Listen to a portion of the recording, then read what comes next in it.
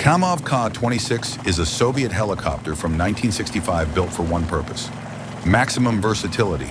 It uses two rotors stacked on top of each other, spinning in opposite directions.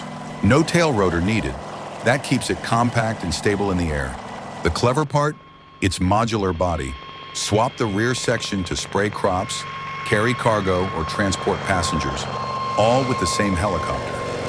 Two 325 horsepower radial engines power it, and its modern version, the Ka-26, carries that legacy forward with upgraded materials.